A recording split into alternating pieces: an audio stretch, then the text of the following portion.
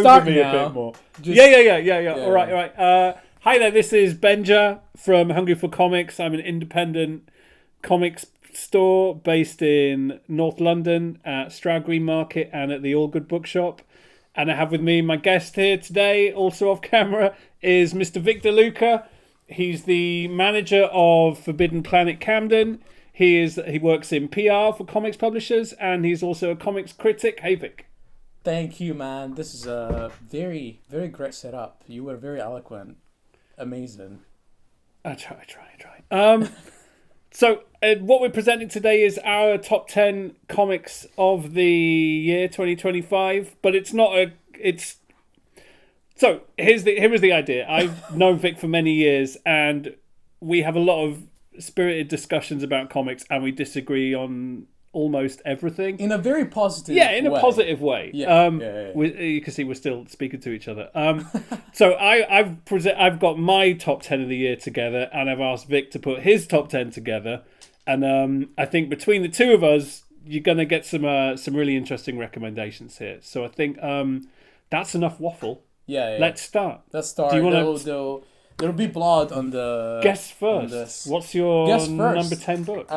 So you asked me to rate them, but like the top 3. So the rest is going to be normal, just whatever. So the first 7 are in no particular order, but there is a definite top 3 from both of us. Yeah. Beautiful. All right, okay. I'll grab the first one. Show me. Total surprise.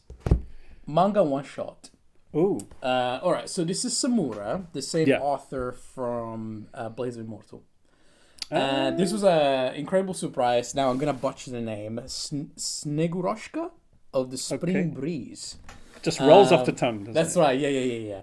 And it was kind of just... by the way, when you go and buy these in stores, which you can do that in Forbidden Planet Camden,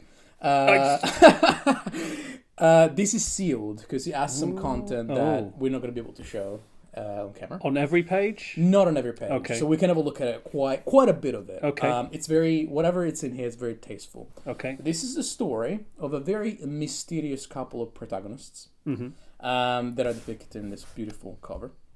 It's very nice. It has a very big historical background, set in sort of the Baron Tsar era Russia. And the story unfolds as, I don't know if you of any of the audience has read Blades of Immortal, but this guy is like basically one of the best pencilers Japan ever conceived. It's got some crazy work out there, so just be careful when Googling him. But the story takes place. It's sort of like a mystery, and again, it takes place in like Tsar times Russia. And it's really inwoven in all those that political situation at the time, and these protagonists are after a specific item that has political significance. Yeah, and it might basically solve the situation that they're in, and maybe something even bigger. But what was amazing about this series is that first of all, it does an amazing job at slotting itself in a real time period. And feels as if this is a story that could have happened, and also kind of entices you to actually look up the historical time frame to understand, how this all fits within times. And again, it's beautifully drawn. Telling you anything more than this would do a total disservice to the book, because a big part of the book is the identity of these two protagonists. They are some important people, and that's something that you'll see pretty much in the epilogue. This is not a secret at all. You kind of get a sense that there's more to these people. What was also amazing about this is that once you finish this incredible story, this kind of like pretty wild ride, there's some violence in there, you'll find in this little black part of the book right at the end all the historical context to it. Oh, so they will give you some. I love a comic with appendices. Always, yeah. So they give you a little bit of intro, what you just read, the character, some of the real identity of these people. So kind of skip that if you don't want it. And there is a little bit of there was some occult stories around Russia in the time, and this kind of does a little bit of a lip service to that. So Nice. yeah, Lash, beautifully drawn, one shot. Don't need a sequel or anything. Wildly available because nobody knows about this book, so you can just go and grab it. Nice. And again, very 18 plus. Whatever happens in there. But yeah, 18 double plus. 18 double plus. Yeah, I was very, very surprised on how gorgeous it was, the historical time frame. Loved every bit of it. Super surprised. Amazing. Is it? Right. That's one book that Vic isn't going to be leaving with. Hang on. Here's my number 10, which only came out last week. Oh, sure. More Gutanabe. Yes. Well, we love Gutanabe. Yeah. Yes. It's something we agree on. Nice. If you're not aware, Gutanabe is a mangaka who is adapting slowly but surely the whole of H.P. Lovecraft, and he's not just adapting it, he's fleshing it out. He's making the stories kind of hang together in a far more consistent way. His art is absolutely incredible. There's one giant oversized edition of one of his stories that Dark Horse have put out. Shadow of it? Mountains of Madness. Is it Mountain of Madness? Yeah. They need to put all of this out in the large format. Yeah, this is the thing with Dark Horse though, where they either do books like really tiny or really, really big, nothing in between. But Dark Horse, if you're watching this, I'm actually sending this to you. We want big editions of all of this. I was very lucky to see one of his originals in an exhibition in Paris. They're big. Yeah. Just why so tiny? But why so tiny? I read this a few days ago. Absolutely brilliant story about a professor who faints while lecturing a class one day and wakes up 5 years later and has been informed that he's been behaving like a completely different person for the 5 years that he was not aware of. And haunting. It is, even for Lovecraft, this is quite out there, this one. I think it's up there with Gutanabe's best work of Lovecraft adaptations, which for me would be Shadow over Innsmouth, Mountains of Madness, and this one as well is just fantastic. I did not want it to end. Yeah. What's incredible about this is because there's been quite a bit of Lovecraftian adaptations in comics. And what do you think about Gutanabe and the type of stuff that he does? I think I'll leave it to Junji Ito when he said he was going to do some Lovecraft adaptations, but then he read Gutanabe. Yeah. And decided not to. And if you really think about it, it's as an artist himself, obviously he's incredibly skilled, right? But he's kind of doing this chiaroscuro, pretty standard stuff, but it translates so well when putting it together with a horror. Yeah. Right? It's I've felt a little bit like that with James Burroughs when he worked on Alan Moore stuff. His stuff is very Jason Burroughs. Jason Burroughs. Sorry, Jason. I know you're inker, but yeah.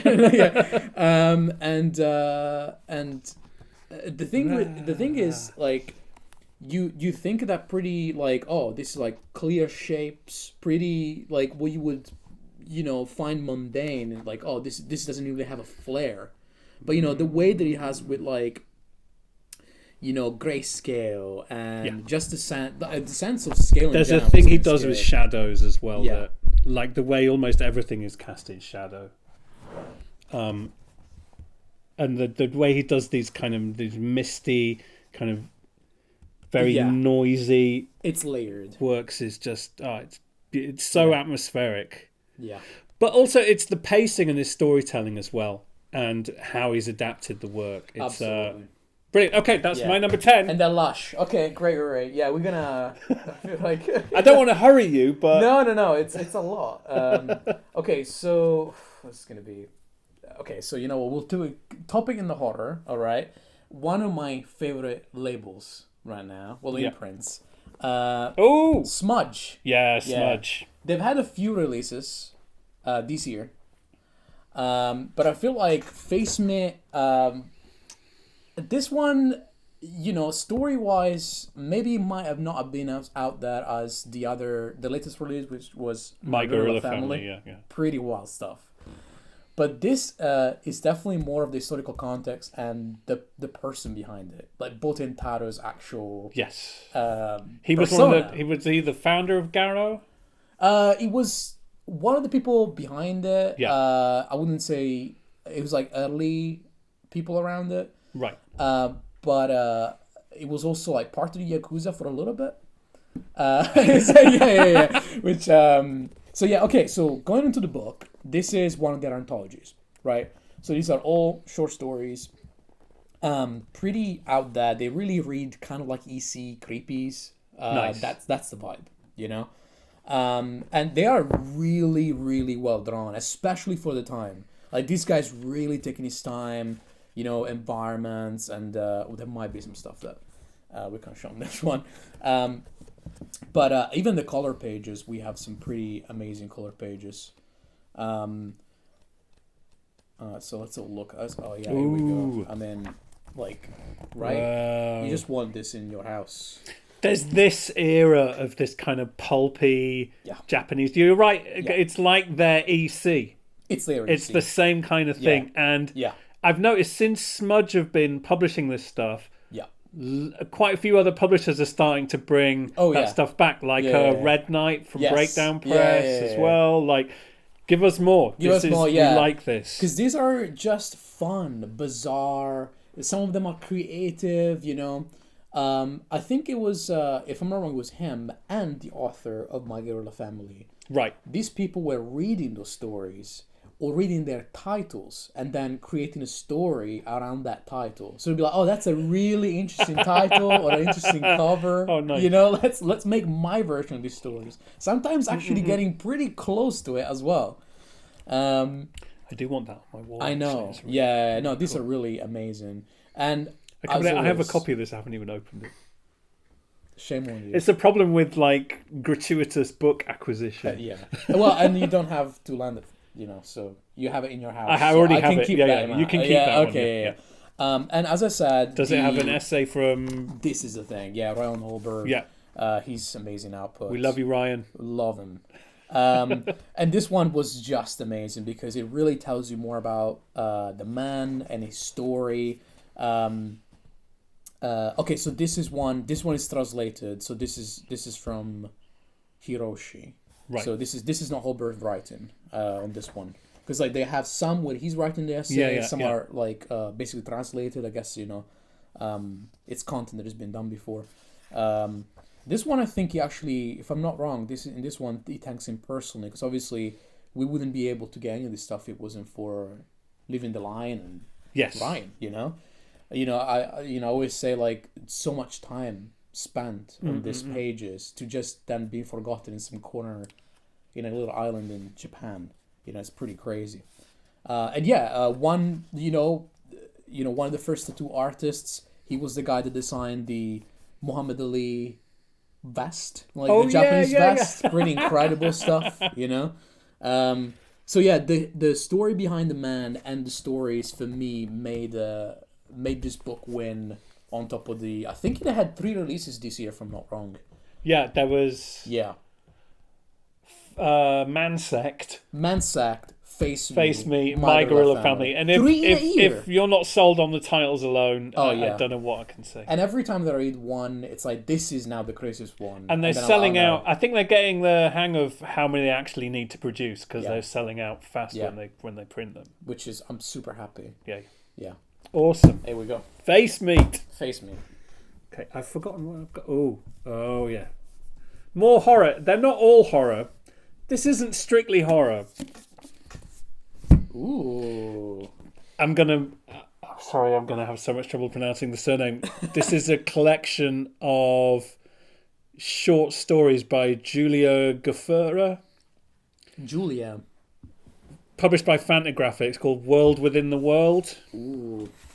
Okay. This actually came from halfway through the year. There was a post from Brian K. Vaughan of stuff he was enjoying reading. Sure. And he mentioned this. Yeah. And I was like, and he said it was some of the most brutal horror he's ever read. And I was like, oh, that seems interesting. And he was right. When I borrow stuff, by the way, I usually take dust jackets off. Okay. Good to know. Yeah. Lovely book. Every story is on different coloured paper stock. Wow. The art style is not for everyone. It reminds me of Some Lando. stuff, a lot of stuff I really can't show. Wow, it's dense. It's very, very dense. This is amazing. There's a brutality you had to to stop it. to that page. There's a brutality to it, I feel, that only female comics writers seem to have. We'll just put these people through the ringer. There's just... Whoa! Damn. And we're more than 10 minutes in, so that's okay. That's yeah. I don't think I can show much of this, actually. Okay. Let's hear more about... Is there any glue to this? I think if there's an overarching theme, it's about brutality. Sure. The way that exists in nature and, by extension, in humans, and and in existence. Like, there's one story set in like Paleolithic times, and there's a guy who gets trapped in a cave.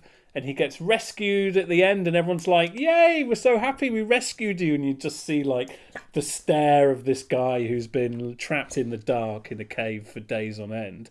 And it's like, yeah, well, they got him out the cave, but I don't think they rescued him.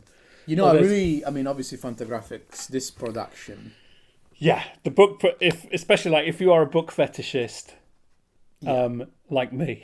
Yeah, it should be. Fantagraphics make very nice books. You wouldn't watch and this a video like really... this if you didn't have any of that type of...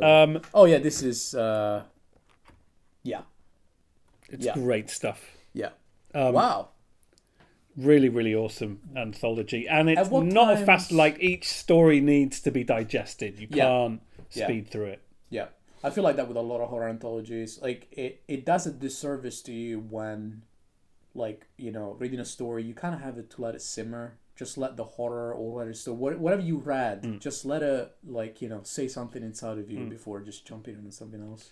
And again, like your first book, no one's buying them. They're really easy to get hold of. Like, beautiful. I had a copy in stock for like 5 months. Can we still find it in stock?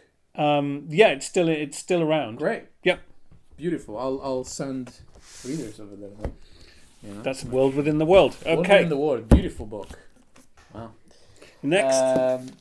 Cool. All right. Let's just break it completely. Hang on. I'm taking my jumper off now. No, I'm getting prepared. Hang on. I feel like break everything. We've been talking about some pretty highbrow shit. Let's just go full on mainstream. Oh, this book. M&M's. Oh, it's a comic book. Right. Well, here's the thing. When we discussed about how we were gonna do the top 10. Yes. We were like, well, no reprints, no books that came out, because obviously otherwise. Yeah, you really limited me. Actually, well, it made life slightly difficult for me, but all better. You know? Yeah. Because you'll be a disservice. For example, the paperback for this hasn't come out yet. Yeah. But the first arc is out. Yeah. So the paperback will be out next year, but this book will be a year old. Yeah. So this is kind of the problem that you find. So I have to bring a single issue. But it's fine. It's really hard to impress me, especially with like Marvel and DC, and not because I love Marvel and DC. I loved so many books, but I just feel like we are in a little bit of a creativity drought. Under that point of view. Okay. And Captain America is a really hard character to just do something that hits most of the times. Like, the best runs are either, they bring it back to the politics, to the espionage, the old Brubaker stuff. Yes. And this did something that at face value seemed pretty gimmicky, but I quickly realized that there was actually a lot more to say to this story. Chip Zdarsky and Valery Skity. First of all, Valery Skity, from the first time that I've actually seen his stuff, he's improved massively as an artist. He's doing a really, really good job. His stuff has just got like a really like pasty consistency. Like it's nice. I love that we just seen all these books and now there's just ads. so many ads, But here's the pitch on this one: the timeline of Steve Rogers' eventual awakening into the 21st century. Yes. It's been moved up to after 9/11. Okay. So he wakes up in a post 9/11 world where, it's the current somewhat modern, political situation. Uh-huh. And there has been someone else. Unfortunately, the first issue actually doesn't show much of that. It reminds me of Michael Allred, this panel. Yeah, a little bit. Yeah. Oh, it's got good framing, honestly. It's solid. Yeah. And colors, I always forget. Is Frank Martin the colors? Amazing job with the colors on this one. And but the pitches, I mean, this is pretty mundane stuff, right? I should have actually brought issue 2. Blah blah blah blah blah blah. Yeah, Cap wakes up. We know this, right? But the idea is that someone else, here we go, someone else has taken the Captain America mantle in that moment, and we pretty much follow a story of a soldier that enlists and is being given the serum and is being made Captain America. With all what it would be in a modern political situation, right? So we have a pretty traumatized, PTSD sort of riddled Captain America, And this kind of sort of like, I'd say, I think the powerful shot in issue 1 is right at the end, right? This, right? Okay. They give you the whole thing, yeah. Nice. And in issue 2, you see a lot more of Colton. And you see a lot more what it would be like if you put Captain America or someone that it was a super soldier into a setting like this. Yes. And the role of Steve Rogers in this book is to hold up a mirror and say, what does this kind of man that fought a very black and white war would think of in something like this? Yeah. Like, it's not trying to make any overtly political statements per se, but it's almost letting the reader find out for themselves. It's pretty much kind of displaying in like stuff that happens in war, stuff that happens to this character Colton, the people that he loses, his team, and his confrontation with Cap, with Steve, someone that it would be, oh, you're the ideal soldier, I came in because I want to be one of the good guys, but what is a good guy when, civilians are getting in the way and all of that, right? There is a lot of that, so yeah, it was very surprising. I felt that the art was very competent. I really should have brought issue 2 to show a little bit of the duality between... You should have brought the whole art. Yeah. But, please go look it up, because what they do, you see a little bit of the gray, like the sepia here. And what they do with Colton, whenever they go back to the times in the war... Yeah, they have the kind of sepia... Exactly. They have this sepia, like really sandy, type of stuff. And Colton as well, he looks cool. It's like, yeah, Captain America spandex, fun, whatever. But he's a soldier. Put him in like soldier gear, and I don't want to do any like war porn, but he looks cool, So Cap, this is my mainstream book. Nice. New Captain America is officially good. Yeah. There we go. Right. Are we on, this is number 8, yes? I lose count. Yes. Correct. This is my number 8. Going the complete opposite of mainstream. Damn. From Breakdown Press, Big Pool by Chris Harnan. I love silent comics. Silent comics are amazing. I especially love what I would call, not so much a comic, but I'm going to sound very pretentious now, but a piece of sequential art, which this definitely is. Open it up. Feast your eyes. Feast your eyes. Have a look. Savoring it, Have a look at the spine. I love it. Okay, good. All right, here we go. Oh, I like it. Got the French flaps, as they call them. Yeah. I read so much manga this year. I forgot that this is how you open a book. I get that after reading a lot of manga. It just feels wrong. Okay, you need to explain this to me. Are we in it? Some things are hard. We're in it. Keep going. This is not the beginning pages. These are the opening pages. These are the story. Opening pages. Yeah. Okay. You know what? Actually, I'm getting something from here. Yeah. It's like reading music. Yeah. Am I reading music it's right like now? It's like just this kind of raw stimuli for your brain. And the thing I really love with not just silent comics, but especially comics that maybe have a kind of non sequitur element to them is that your brain's going to try and construct a narrative Sure. from panel to panel. Absolutely. Yeah. And when someone really kind of starts to play with that, this reminds me of Sasaki Maki, Sure. who also Breakdown Press have a wonderful edition Yeah.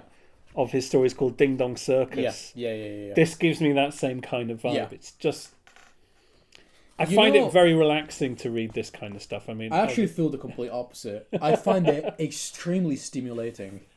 Like, really, it's so interesting. So I feel like a lot of people don't realize that, like, when you have this type of like heavy imagery, like information stuff, this is actually very much like a reflection of the person. Yeah. Right. It's like you're just kind of, what is this making you feel? You know. I like it.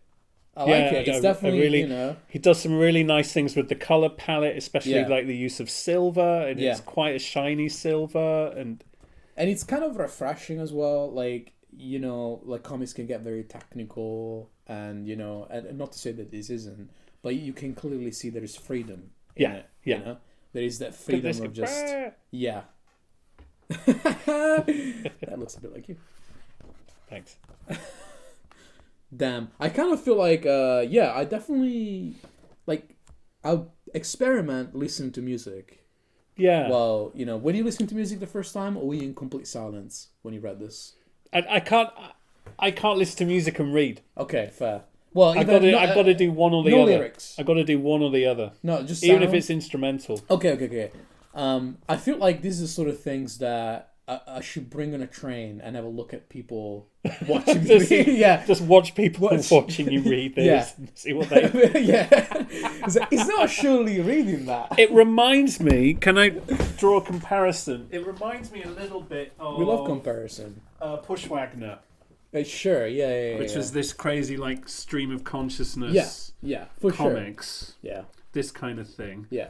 But the way he's playing with the colour... And again, like... I'm sure there's a printer somewhere got really stressed about putting this book together. Oh, for sure. This is not grey? You want this silver? Yeah. And I do like the habit of comics artists to stress test print manufacturers. Yeah. Should not be overlooked. For sure. There we go. Beautiful. Big pull by Chris Harman. Very interesting. Number 8. Yes. Nihei's Tower Dungeon. Number 7. Correct. Yeah. Yeah. Nihei's Tower Dungeon. Only 3 out so far. Yeah. So it's pretty early on, but super grabbed me. You like Nihei? I love Nihei. Yes. Mainly as the creator of Blame, which Blam. is Blame, however you want to pronounce it, which is a fantastic, beautiful, bewildering cyberpunk series that makes almost no sense, but is all the better for it. You're gonna have a lot of Nihei fans coming in this one. Yeah, there is a lot of Blam fans. I'm a massive Nihei fan as well. Oh, absolutely. And like, what I noticed about him is that a lot of his projects tend to really kind of have their own flavor, especially a lot of art changes. I mean, his art has progressed since even before Blam. I think the prequel series was like Noise. Yes, yeah. Noise, yeah. And you could see like where he started to actually do his thing. I remember when he did the Wolverine book with Marvel. Snicked, this should have never been colored. And this, I was thinking when I was reading this, like if you actually see some of the art, I was quite surprised on how loose we're going with his art right now. And I was thinking about we're kind of in that sort of post Chainsaw Man sort of Fujimoto era, where I feel like editors are like, why don't you just kind of do that a little bit more, But yeah, it totally retrains what Nihei is really good at, sort of playing with space, this sense of like environment and discovery. I mean, Blam is pretty much all about that. Yeah. There's a lot of that. And again, it's like a master storyteller. I'm showing you this panel right here. Are we past it? Let's have a look. So this is our protagonist, a very sort of country bumpkin type guy, that has this very sort of clearly something is up with him. He's stronger than most people, this basically these knights they're now joining a lot of their countrymen to save the princess from this castle, this tower, and this 100 level towers, very anime, it's a very naive plot, pretty basic stuff until you kind of like really get into the nitty and gritty of it. And this is just like what it does amazingly with like sense of like depth. You have this like just like subtle, looking up, over the shed of his little hat, and then you just get like boom, the big double page spread with full knee hay. This like, it's 2 layers. You got just that bit, right, with Yuba right there, and then just looking at it, and he uses these 2 pages in such a masterful way. It's tiny size. Imagine if this was big, So there is like a real cool sense of wonder, space, and Yuba is just a very likable character. It's just this guy that kind of wants the best for his family. Is a little bit dumb, and the knights are kind of they're like the city people. They're like, what is this kid? Like we gotta do our job. They're putting everything on the line. It's got some like really kind of like mysterious sort of imagery. Like there is a lot of like a big emphasis on their job to actually almost decode the tower as like a Rubik's cube. Go up and down. Yeah. And you've been reading this. Yes. And are you up to date with the 3 volumes? I've finished volume 2. Okay. And I'm in 2 minds about whether to go on or not. All right, give me the lowdown. What's going on? Oh, you're talking me round again though. Like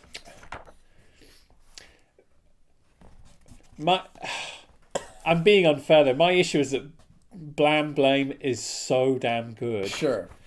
That he's set himself an impossible task doing anything after that. Yeah.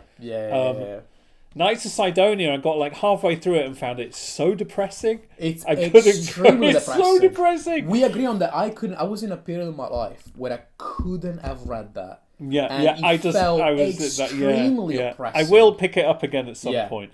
This one, I think, at its best, there's some really, like you say, a real great sense of wonder and mystery in there. There's some really good kind of comedic beats as well. Yes. There's some interesting politics going on with the different factions and the different kinds of knights and guards. Yep. At its worst, sometimes I couldn't help but feel like I was watching someone play Dark Souls. For sure. There is a lot of that, and it's definitely video gamey. Yeah. Yeah, it's definitely video gamey. And I love that DNA about this. Fair enough. Yeah, I really do. I guess it's kind of really, like you say, it's where you're coming from it.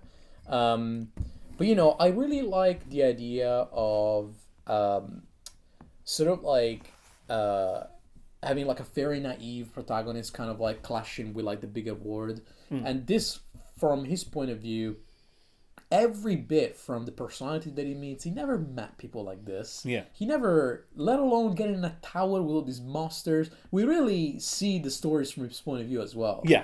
And I will say there is a lot more to Yuva. So it does have surprises. Okay. I'm gonna soldier on then. I love this. All right. Great vibe. Tower Dungeon. No Give peeking. No peeking. No peeking. I saw big books. There's a few big ones.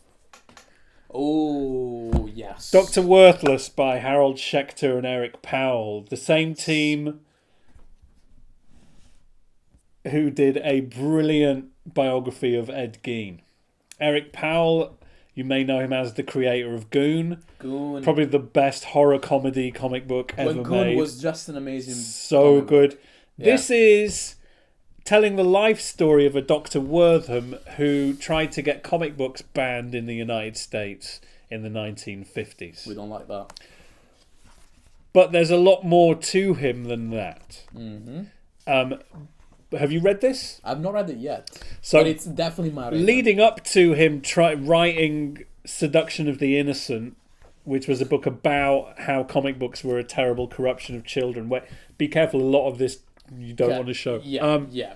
He was the first psychiatrist ever to consult with serial killers. Yep. And he was also an integral part of the civil rights movement.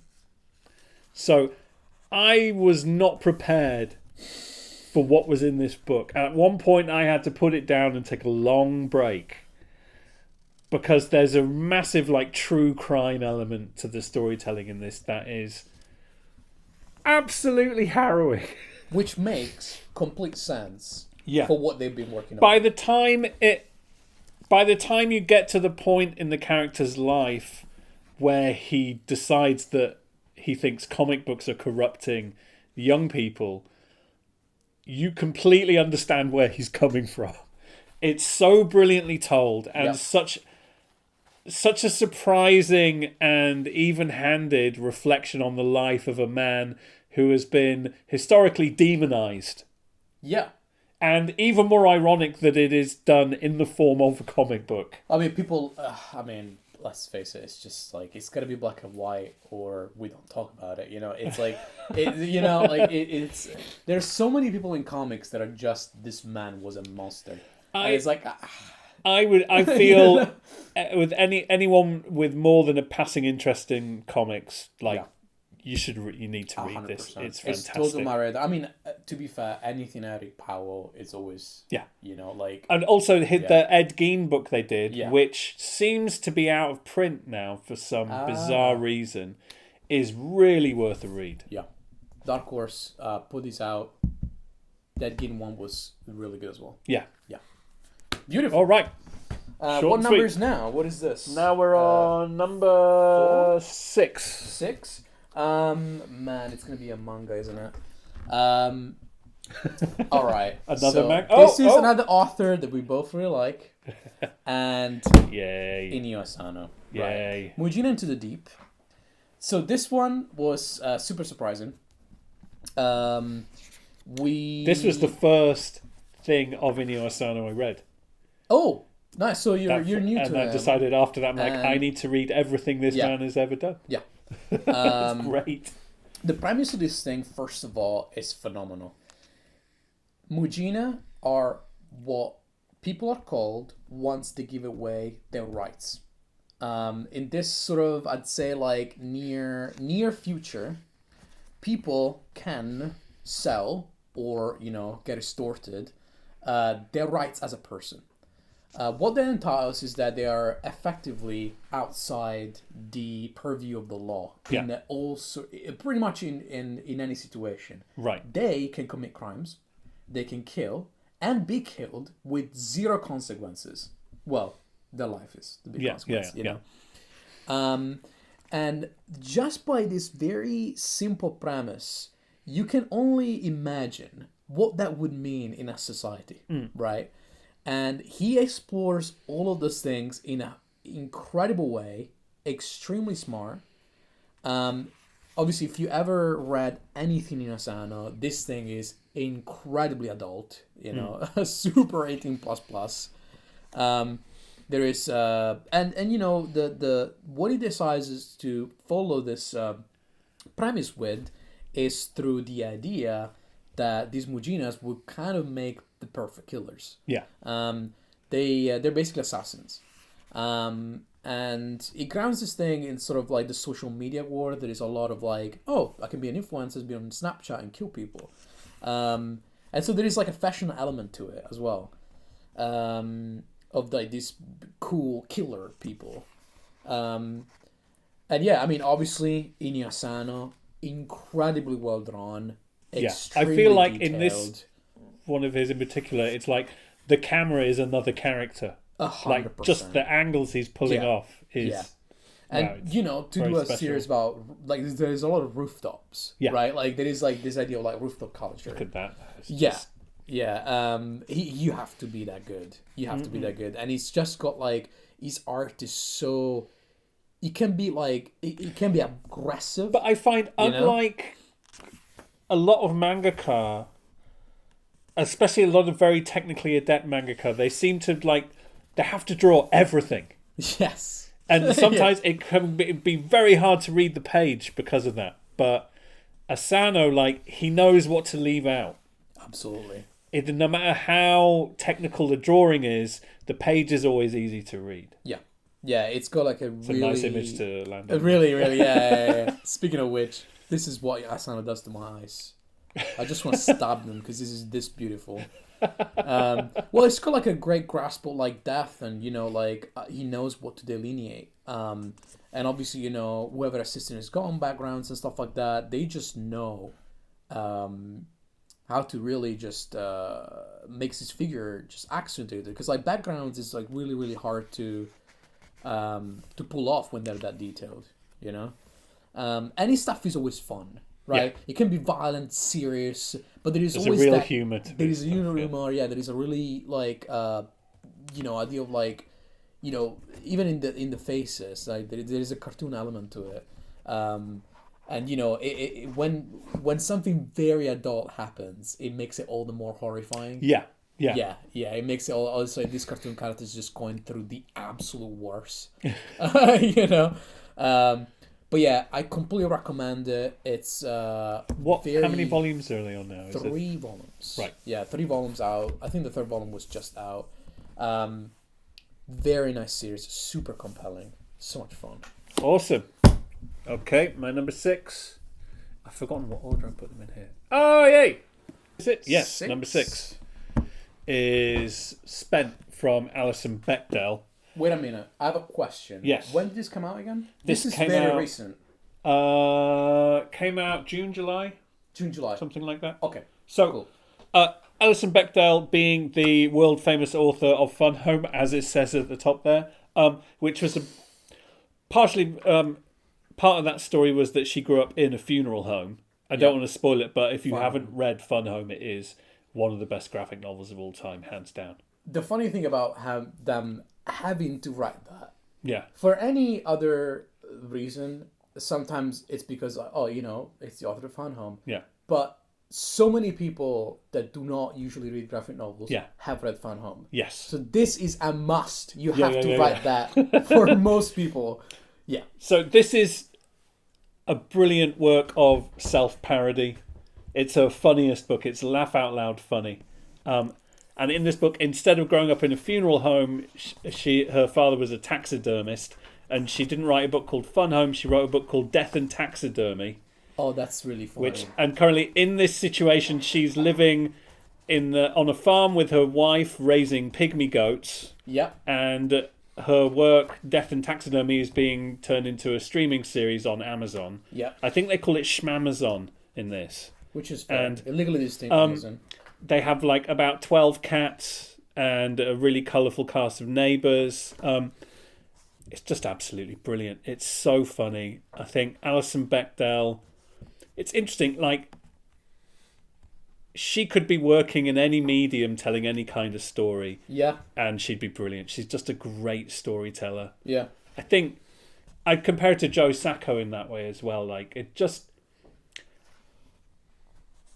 Even if you only generally read genre stuff, just read some Alison Bechdel. Especially, I really recommend read Fun Home and then read this, which is like a parody of how she dealt with the success of that book. Yeah. It's absolutely brilliant. It's better than any other interview. Just write a book about it. How was the success of Fun Home? Just read the book. Which one? Spent. Great marketing. Yeah. Lovely book. Really, it's her most colourful book as well. It's been coloured. I noticed, actually. Been coloured by her wife. Yeah. Some great cartooning as well. Yeah. Really, this goat is quite famous. He's called Goaty McGoatface. Hey, Goaty McGoatface. There's a lot of cat there as well. A lot of cat action in this book. Yeah. I mean, that's it's all so I want to refreshing say. Really, to just see good cartooning done in 6 panel frames, and it's just you think there is a lot of that, but there actually isn't, and not at this level of quality. It's such a lovely book, and I must say, the thing that struck me most is how many times I laughed out loud while reading it. It's hilarious. Amazing. It's not that easy to do in a comic, especially having a sequel that technically a sequel. Like a weird, it's like a weird, like self-parodying meta fiction. Yeah. I will say, like, you'll get more out of it if you've read Fun Home. Oh yeah, for sure. It is kind of what the book is about. Yeah. Yeah, it's like meta. It has a meta level to it. That's great. Amazing. We love you, Alison Bechdel. Nice. Okay. Let me This see. is your number 5. This is my number 5. Are we sure about that? Because I have my top. Well, let's see. We've got 5 books here, so that is okay, your number 5. Here we go. Yes. It's a tiny book. It looks like a pack of cards. It is a pack of cards. Now, what the? Yes. So I don't know if you're familiar with Ice Cream Man. I am. Ice Cream Man. It's a super fun anthology series. Can I open this? Well, no. Okay. Let's go slow because there is a trick to it. It's a magic type of deck of cards. Ooh. So what they're amazing at is that they can get quite experimental. Yes. It's basically Black Mirror if it wasn't just about one topic. And you know, and Ice Cream Man, this specific issue, it's an anthology of stories, correct? Isn't it? And they're all connected by an ice cream man. Yes. Okay. And there is some lore to it as well, which nobody expected it. Okay. But they decided, why don't we actually do a comic book in a deck of cards?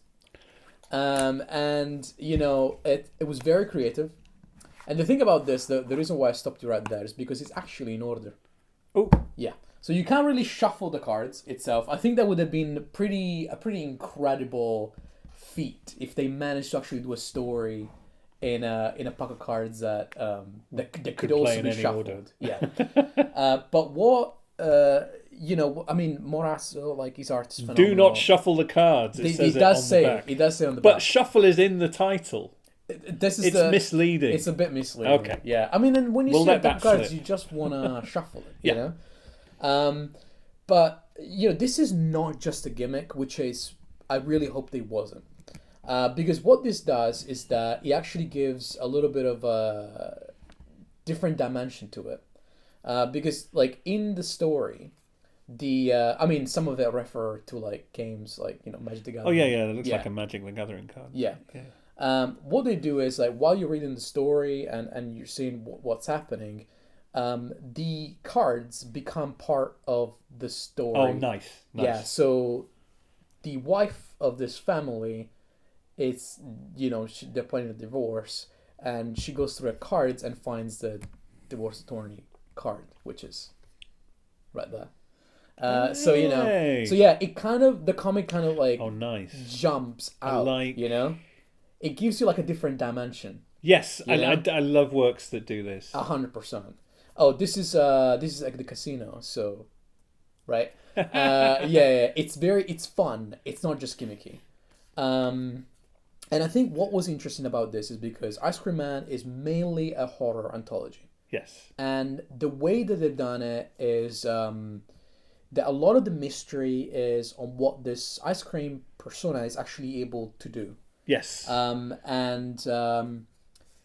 When you have this pack of cards in your hands, you're almost feeling like it's happening to you. It's very tactile, you know. And is this easy to get hold of? Yes, should be easy to get hold of. Still, it only came out, I think, last month. Okay. If I'm not wrong, so it should be easy to get a hold of. I think it's not gonna get reprinted, so it's technically like a comic book. Yeah.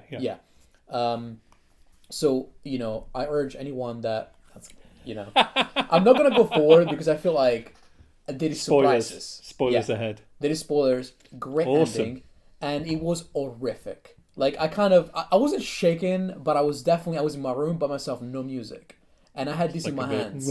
Yeah, I felt like a little bit like Hellraiser, a little bit like, ugh. You know, like, what do I? It's like the kind of thing like you read in a room on your own, and then you think maybe I shouldn't have read that in a room on my own. Exactly. Yeah. Super fun, inventive, not gimmicky, which was the thing that this type of stuff falls always into. I'm gonna pick up a copy of that. Yeah, great. Okay, my number 5. What have I got here? Yes. Kamui Den. Oh, you know what? I'm so happy that you picked this up and read it, because I picked this up and I still haven't read it.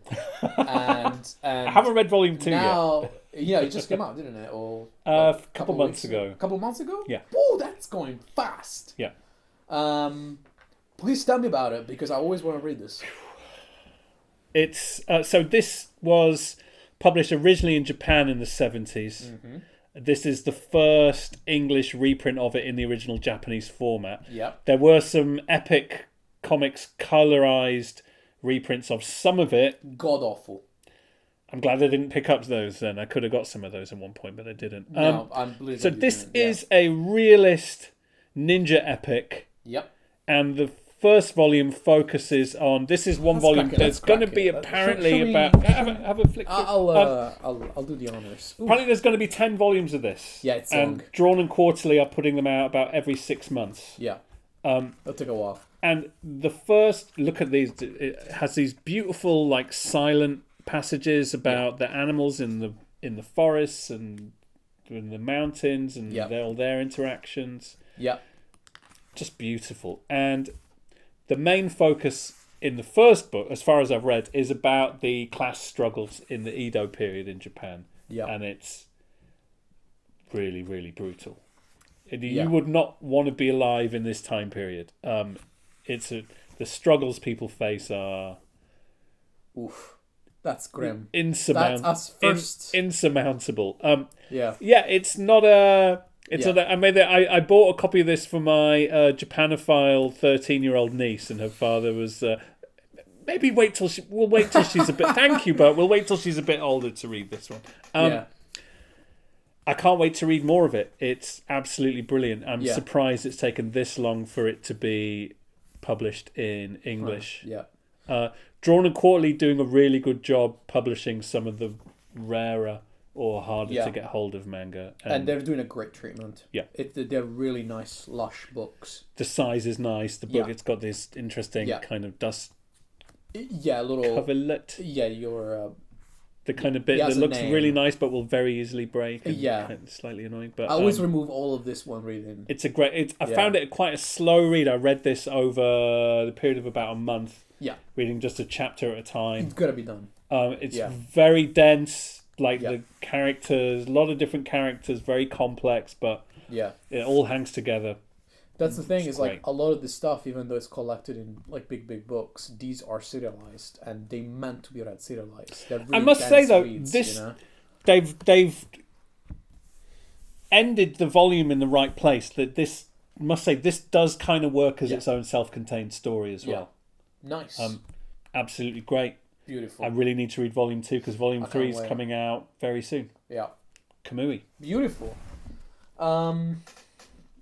Okay, so... You're number 4. This is 4, so before the top 3, again, you push me. Is it Masters of the Universe? It's... No, but you're close. I'm close. Okay, You're close, yeah. Well, this is near and dear to my heart because it's from an artist that I've loved since I first laid my eyes on him. Okay. Well, not the person, this art. This is Conan, issue 25. Oh, Conan. Conan by Alex Horley and Jib Zab on the writing. Now, I know a lot about the background of this, and I've tried to be very quick with it because I was lucky enough to be able to contact the powers that be at Titans, AORX Signature, to get in touch with Alex because I needed to talk to him about this book. I'm a massive Conan fan. I love it. I'm growing more and more in love with Conan as I'm getting older. There might be like a... I remember this book. Yes. You've got a copy reserved for me of this that I have yet to pick up. It's very possible. Yeah. yeah.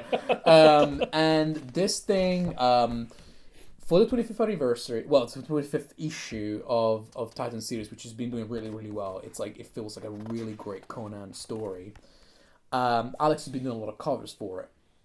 And for anyone who's not seen Alex stuff before, he's one of the very few rare oil painters out there that is willing to do panel-to-panel, narration, So this whole thing, it's painted in oils. Oui. Yeah, and it took him about a year to complete. It's just, a work of art. It's just lush. And Jim has done an amazing job at letting Alex basically go crazy. The story, it's, without spoiling too much, it lends itself to showing like a compilation of Conan best hits. Right. You know, and what was surprising about it is that again the fear of the gimmick. It's just going to be one of those things that we're looking at the past. But it definitely had a little bit more to it. It definitely kind of shows Conan as, his development as a man and to a king, and the decision he's took and the ordeal that he's been through. And it kind of like does like a big pan out perspective. And, like I'm an art guy. I just don't read something that's not good art, And this, he could have been him going to the amusement park and get like candy. I would have read that. Yeah. But no. Very Frazetta, isn't it? In a good way. Yeah, very Frazetta. Oi. And you got that was special price. This was displayed in a lot of promo images, and in the interview that I've done with them, we sat there an hour, and Pip, just pop it right off. And there is the Ice Giants, it's beautiful. He's worked on it for a long time. This was a big dream of his to finally work on Conan. He's one of those artists that grew up with it. They grew up with Frazetta and just kind of, wanted to get at that level. And, you can count on your hands the type of painters that are out there doing comics. Very rare. Yeah. So, just it's cheap. It's one story, one shot. I've been reading the Titan Savage Sword of Conan. Yes. It's great stuff. Great stuff. It's really, really good. Titan's was smashing it. Like, I must say in general, like Conan comic, if you don't think Conan comics are for you, you probably haven't read a Conan comic. Yeah. They're great. They're great, and they tap into something that is inside all of us. Yeah. It's just the primordial. It's like man and, mankind, And Beast. And Beast. Yeah, primordial stories. Anyway, shout out to Alex Horley. This book was beautiful, amazing, and it's not rated. It's just that this madman told me to bring 10 books, and I brought them. All right. My number 4. Drome. Oh, wow. Have you heard of this? No. Ooh. This looks awesome. Just the cover. This is the kind of stuff. Ooh, Drome. Ooh, with a signed book plate. Yeah. Thank you very much, OK Comics in Leeds. Man, Jared, you're the best. Yeah. Nice. It's giving me like James Harren vibes already. Oh, right. Yes. Aaron, like very James Harren. You're Rossmo. Right. Yeah. Mostly a silent comic. Again, you mean with my silent comics. Love it. But the things he does with panels in this book are like nothing anyone has ever done before. The way he works with the negative space is just absolutely remarkable. It's interesting. It's got a very understanding of sort of, I want to play with panels. Let me not just I mean, you see, like, a lot of artists try. A lot of artists do that's the thing, like... Yeah, and this seems... Yeah, there is a lot of fun stuff here. A lot of fun stuff. It's kind of like this creation myth. The story... kind of like Odyssey type, like... Epic. I don't want to spoil it. Okay, no, just that's fair. Like, that's fair. Oddly, not that easy to get hold of in the UK. I mean, it is published by 23rd Street, who are an offshoot of Macmillan, but Macmillan in the UK have no idea what this book is. Okay. So, someone please distribute this book in the UK. I literally have never seen it around. I might be able to find a copy of Gosh. Or Jared could. I think Gosh have copies. OK Comics have copies. Yeah. Last I heard. Yeah. I will have some eventually. Man, it's shades of like James Harren, kind of Mobius going on there as well. A little bit of Jeff Lemire, a little bit of Lemire as well. You're right. It's just great stuff, and the stuff going on with the panels just. Tell me, just off the like, why does he hit the top 10? What's when you were reading it, you were like, "This is genius." What was it? I think it's most like the story. I mean. when I started reading it, I was like, okay, this is nice. Yep. And then about 40, 50 pages in, he starts doing this stuff with the panels, and you're like, oh my God. It's fun. It's not just fun, like, he is literally doing things with comics panels no one's ever done before. Just creative. Just so incredible. Yeah. And it's nice. It so fuels the storytelling. Like, had this story been told in a more conventional fashion, it wouldn't have hit anywhere near as hard. And I think that, I'm going to sound very cheesy here, but that tells you an awful lot about the power of the panel. Yeah. And how you do it, and this mystical art of page layouts. Yeah. Yeah. Which seems to stump so many creators. Or completely lost in some creators. It's like, storytelling is important. Your art important, character important. But remember, this is a medium that you can do a lot with. Yeah. Also, it's fun. I don't want to see more of it. I want to experience it. Yeah, you need to read it. Yeah. And bonus, hang on. Bonus. The artist has also made a really nice tarot deck. Nice. Hang on, let's have a quick look. I love tarot. Let's have a quick look. Oh. Is this related to? No, not related to it at all. I just found out when I was looking into him, I found out he'd done a tarot deck. And I think something more comic artists should do. Yeah. Do a tarot deck. And at least, definitely one person will buy it, which will be me. Yeah. Yeah, we're the few comic guys doing it. Who else has done a tarot deck? Well, what's her name? Definitely a few people, but I'm thinking of Coraline. Dave McKean. Dave McKean is not a tarot deck. Of course, Dave McKean is not a tarot deck. Oh, really? Yeah. And I might know someone who has a copy of that. Extra famous. They did like a dance comic. They did a comic with like love stories. It's Liminal 11 company that she did a tarot with. Like, it's a huge creator. I'm just forgetting it. We'll put it in post. Okay, that was Drome. Read it if you can find a copy. Drome. Okay, we're in the final stretch. We're in the last three now. Final stretch. God. All right. Okay. All right. It's gonna be. This is my second big mainstream. So this is your number 3. Third best of the year for you. 3 best of the year. It's The Bugle's Call, Song of War.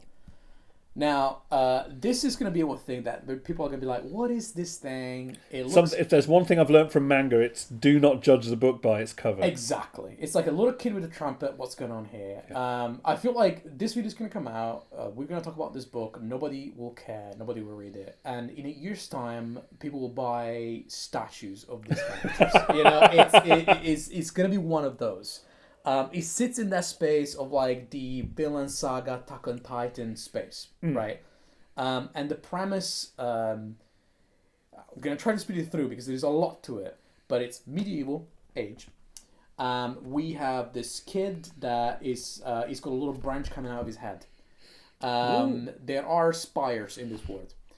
I see. There's a little branch. There is a little branch. There's a little branch called coming out of his head. Now, all he wants to do is becoming a musician. He wants to be a maestro, right? Okay. But he's recruited in this, I'd say, band of mercenaries. And his life is pretty much watching these people slaughter people for money and moving on to the next town. So he basically has no hopes. Yeah. That little branch does something. He has a power that he can... So his job in this band of mercenaries is to help troops know where they need to go by playing the trumpet.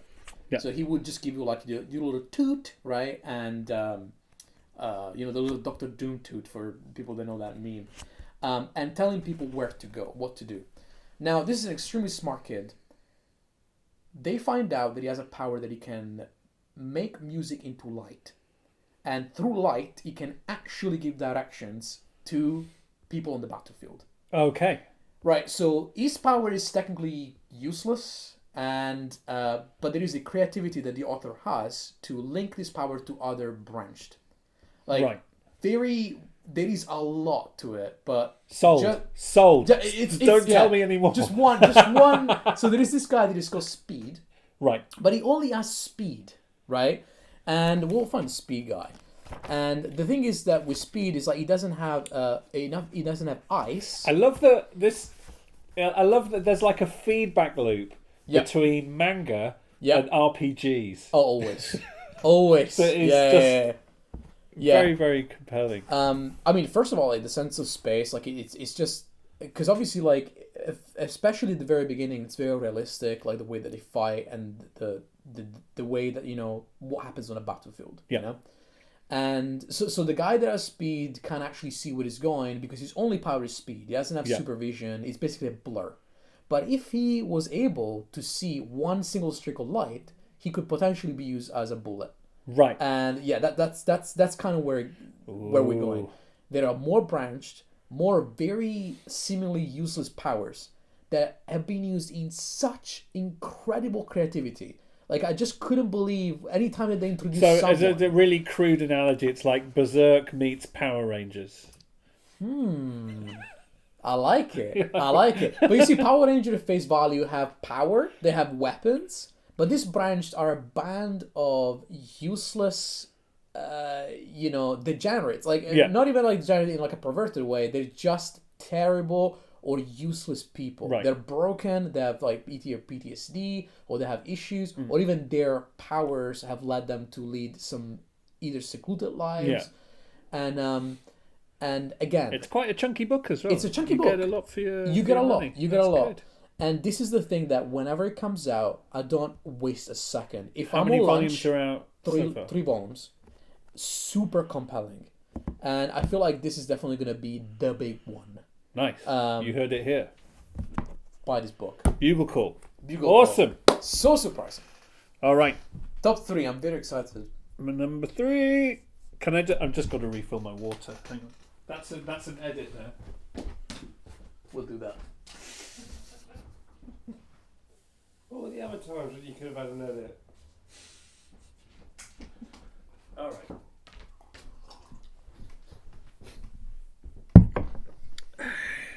My number 3 book, Holy Lacrimony by Michael DeForge. You may know him as the author of a book called Birds of Maine that came out about 2 or 3 years ago. This is the tale of alien abduction. I've been abducted by him once. Let's see. Let's see. This conversation has gone on way too long for me to question you about your alien abduction. Let me see if it was like that. So no, it didn't go out like that. in this story, the aliens have abducted this particular man because they deem him the saddest man in the world, and the aliens cannot experience emotion, and they've abducted him so they can analyze his sadness and recreate it in a piece of dance theatre. Okay, so the aliens know that this man is a specific oddball in humanity. Yes, He the gets saddest man on earth. Yeah. And What's they the want metric? What? They want to.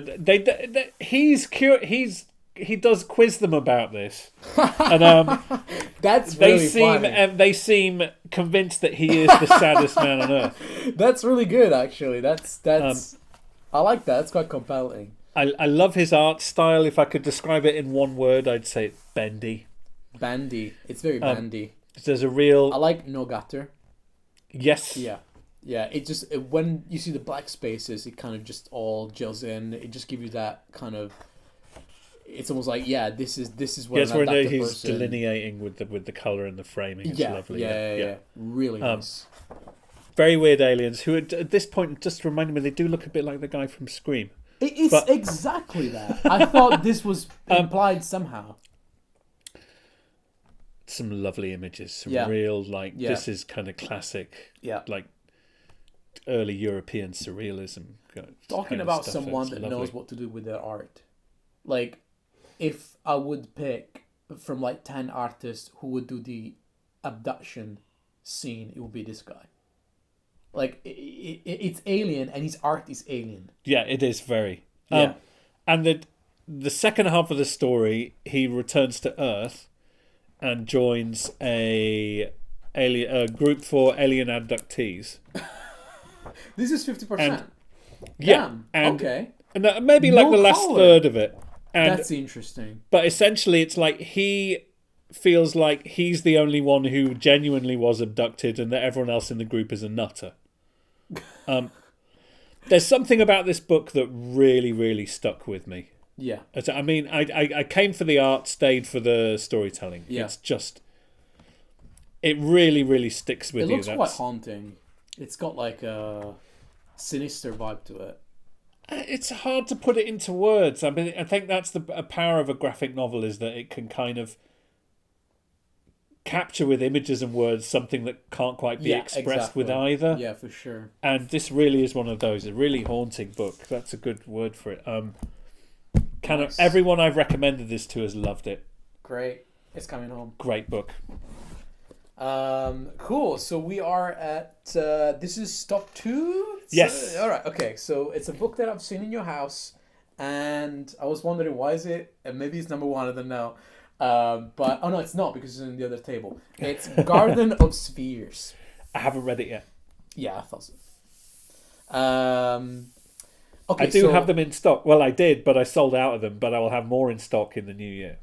I mean, you're one of the very few people in the UK where you can actually get this. I think I'm the second store exactly. that can get them. And Lena started. I mean, shameless I've always, plug. Sorry. Yeah, exactly. Always seen her art. I never managed to pick up any of their work. I just followed her on socials for a long time, and I was like, I've gotta do it. This looks unique, amazing. It's something that, you know, a lot of people try to do. You know, the Mobius French stuff. Good luck with that. It's always like a, you know, like a pretty pale imitation and stuff that. I got my little Holy little book plate there. book plate. Yay. I mean, production value, PU, amazing production. Yeah. Beautiful dust jacket, beautiful interior. And I mean, like, let's not even talk about anything else here. This is a extremely beautiful book. Yeah. Lush. The colouring is beautiful. The colouring is beautiful. Not just that. I love these kind of fractal waves Absolutely. that she does. Yeah.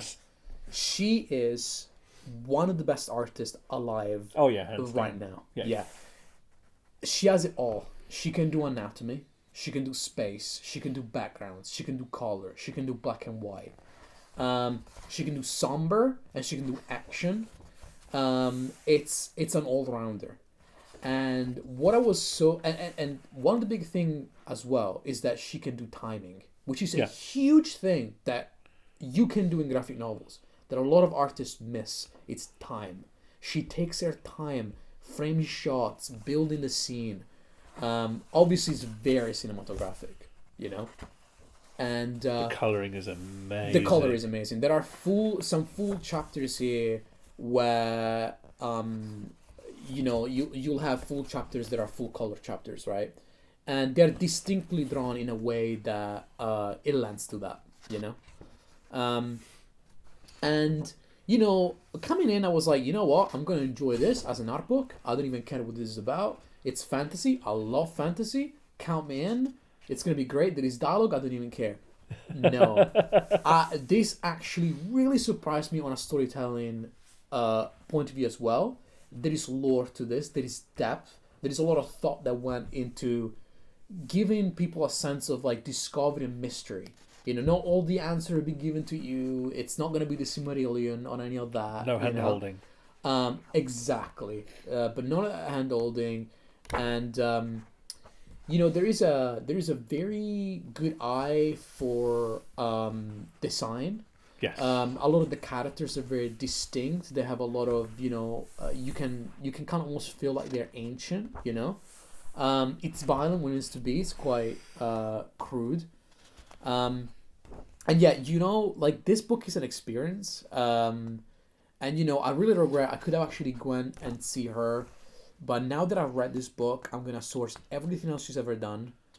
I've got it sitting on my desk over yes, there. yeah. And this, it's definitely requires everyone's time. I generally feel like this is a book for everyone. Yeah, You're coming from a storytelling perspective. You're coming from maybe like a female protagonist strength perspective. You're coming from a fantasy perspective.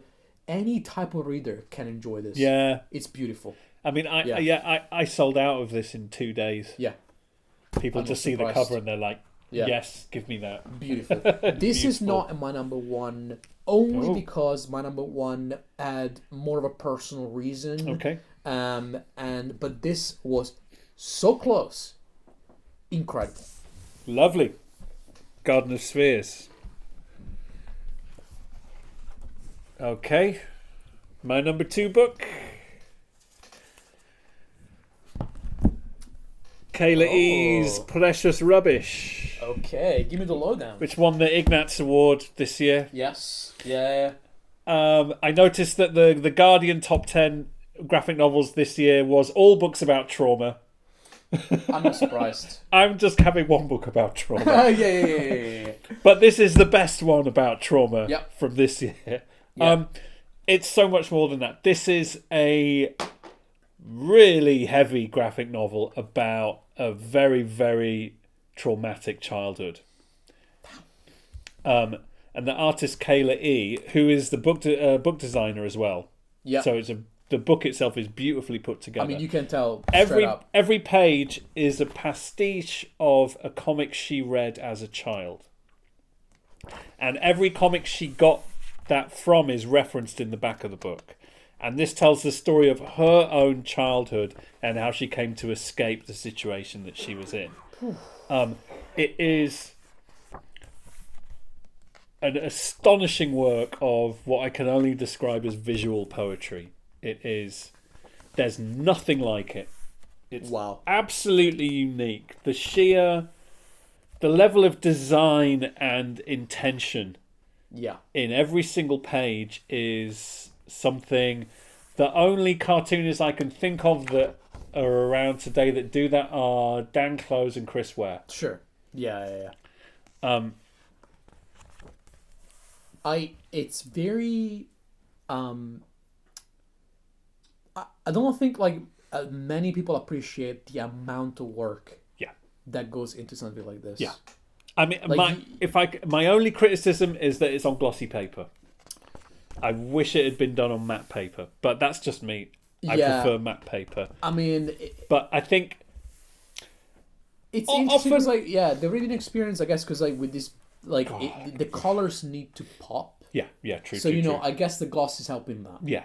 Yeah. But I must say though, people get scared to pick this book up because of the subject matter. But I must say it is ultimately quite an uplifting story. Okay, that's good, because to be honest with you, when you said that, I was like, I don't know if I can do it. It's so unique. It's one of the few real masterpieces that I've read this year. It's just absolutely beautiful. It's so I mean, creative is the word, isn't it? It's just the blurb on the back is a passive aggressive text message from her mother. Wow. I've been in touch with her on Instagram. She's such a lovely person, really sweet, genuine person. Can I ask at what age she's making this? How old is she? Yeah. I think. How long does it take I'm not for sure. you to conceptualize that, make it into a book? I think she's in her late 20s, early 30s. That's even more impressive. Yeah. To be able to take that trauma, make it creative, do a book about it. And I think it's interesting that one of the main themes of this and the nature of the storytelling is about how early trauma breaks your ability to remember things properly. Yeah. So she has very fragmented memories of her childhood. Yeah. And the story is told in this very every little page is like a little fragment, then eventually they all start to fit together. It's just that's like a read for the evening. What an incredible book. Yeah. Wow. Number 2. Yeah. Precious Rubbish. I was umming and ahhing between this being my number 1 or the other one being my number 1. I disagree with rankings. I know, but no, I mean the one. I'm talking the book that kind of. It's the one that you're like, man, this is the one. Say the book that got under my skin the most. Yeah. There is something like that, and this is my one. Okay, you're number one. I'm not sure. Oof. Now you might know about this one. It's an autobiography. Ooh! My Life in 20 Frames per Second. So I knew that this book was coming out, and yeah. I knew that this book was coming out, and I thought it was going to be manga sized, right? But then it comes out and it's just this big hardcover, big hardcover manga. And if your readers don't know, the viewers don't know, Rintaro is this legendary anime director, which directed Ton Tezuka works, Kimba and Astro Boy, and one of my favorite anime movies of all time, Metropolis. Yes. So this is basically his biography from early childhood, living a life like post-war in Japan. And I am a sucker for post-war stories. I felt a kinship for his childhood. Not because I've been into any war, even though I grew up in the 90s in Italy.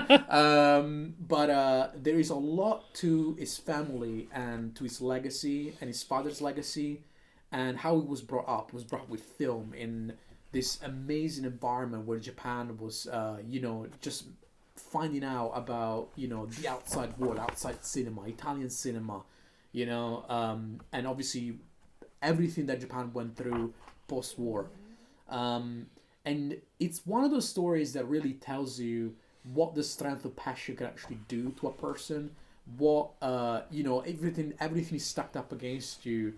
When you stick to something that is encoded in you from his father's passion to be passed down to him, to all the circumstances that led for him to finally become an animator, becoming a director, and getting to work with, what they call the god of manga, Tezuka. Oh, fascinating. This man and his story is just made to... It couldn't have been anyone else. Who's the publisher of this?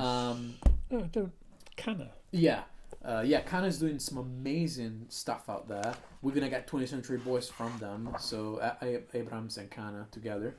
Billy Bat. Yes. Urasawa was Billy Bat. Yeah, finally. And yeah, thank you so much, Kana, for putting this out. That looks brilliant. Yeah, it's simply told, but again, power storytelling.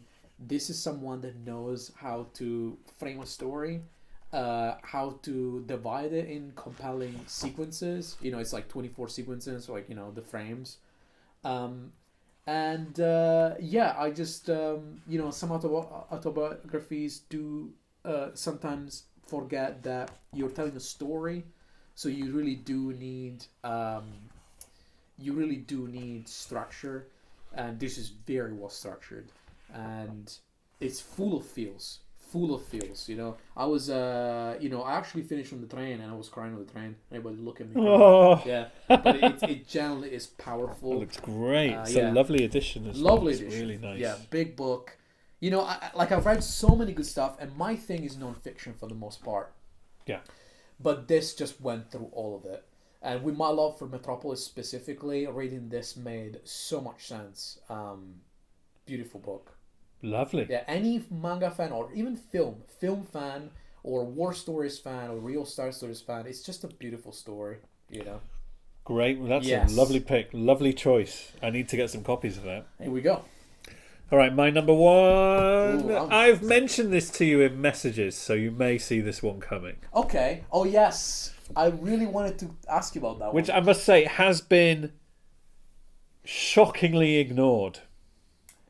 It really went under the radar, and it shouldn't have. I mean, it's starting now. People are starting, oh, wait, there's this. Yeah. I know, because we have it in store and nobody picked it up. They will. Yeah, they will eventually. Yeah. I want them to. Let's have a look at it. Actually talk about the book. Yeah. Yeah. So this is More Weight by Ben Wiki. Yes. You'll notice on the cover, Alan Moore describes it as an appalling masterpiece. I'm not sure what he means by that. But, so this is the story of Giles Corey, who was the only man to be tried in the Salem witch trials. And I think I mentioned this to you. You accused me of hyperbole, but I think this is... It's the best book of all time. No. It's definitely, but it is, in terms of like a historic graphic novel, it's the best one since From Hell, easily. Yes, it has an appendices as well. Which is fair enough. I think it spent 10 years making this. The story is really thoroughly researched, but I think the thing that really, really elevates this is Ben Wickie's cartooning. Sure. And especially the animation. I mean, he comes from an animation background, and you can really see it in. Let me find shots. I mean, in these facial expressions of this lead character, Giles Corey. Yeah, it's like it's like animated.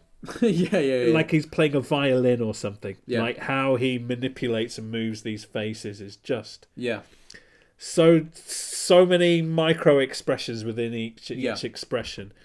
Just a brilliantly told story, beautifully researched. There's a few kind of meta elements that don't feel kind of clever out of place. Do you know what I mean, looking at this, to be honest with you, like, I don't think you're actually too far-fetched. I don't really remember very well-researched, semi-non-fictional type of works like From Hell since From Hell.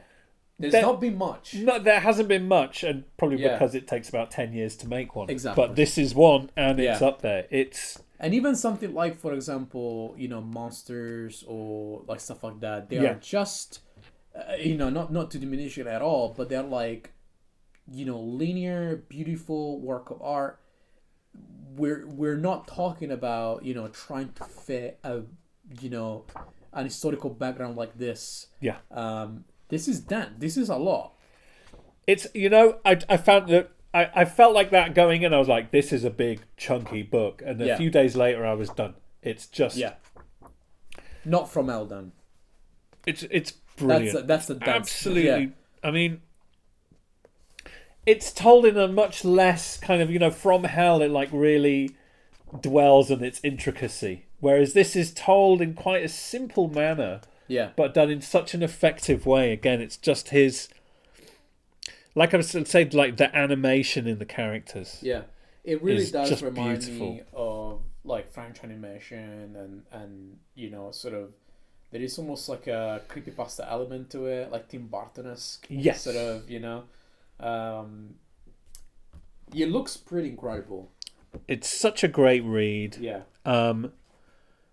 Just this character is just so expressive, endearing and expressive. Yeah. And you just go through this horrific and unjust journey with him in this story. It really is a journey. Yeah, it really is like and then like you said, like From Hell, this is like a once in a generation piece of work that comes around. 10 years. The sheer amount of work that goes into it. It's He did a lot of the cartoon strips in Alan Moore's Moon and Serpent Bumper Book of Magic. Yes. I was looking at this and I was like, I've seen this somewhere. Yeah. And he's making Ben Wickie one of the notable exceptions of artists who've worked with Alan Moore, whose best work wasn't done with Alan Moore. And they're still talking to each other. Yeah, which is a very small number of people. Yeah. You know what? I think as well, like I'm sure working with Alan Moore has opened a lot of doors for him that he justly deserves. Yeah. What a great artist. This is something that like cartoonists never get enough credit for, and we know quite a few of them, and they work so extremely hard for very little. Very little. This is not a mainstream type of book. This is not something that people wanna, fuck with. I can say it now that we've been probably an hour in, and like having a name like Alan Moore pushing this, it's essential because I feel like a lot of Alan Moore readers will love this. Absolutely will love this. I think a lot of like even like just graphic novel, if you like graphic novels of any kind. Yeah. This is a must read. Yeah. Just in the same way From Hell is an essential read, this is an essential read. Beautiful. And my best of the year. Wow. We've done it. We've done it. We've done it. We should probably just... The best of the year, 2 big red books. Big red books. That's all you need. We didn't plan this. Is a big red book. Yeah. I really like your list. I like your list too. Yeah. I thought we'd have very different Yeah. angles, and we did. I think We did at least on a I've couple really of them. enjoyed it. I hope all of you watching enjoyed it. I've got to do the whole like, subscribe shit. Don't I? There's gonna be more to this. There's gonna be. Yeah. The plan is to do like one of these a month. All right. And pick a subject and go in depth and show some cool books. All right. You've heard here then. Yeah. See you next time, folks. Have a great Christmas, New Year, etc. Thank you, Vic. Thanks very much. Thank you so much, man. This was super fun. We've done it. I'm sorry for ruining that moment. Yeah. No, it's all right. Just in the background. How did it go?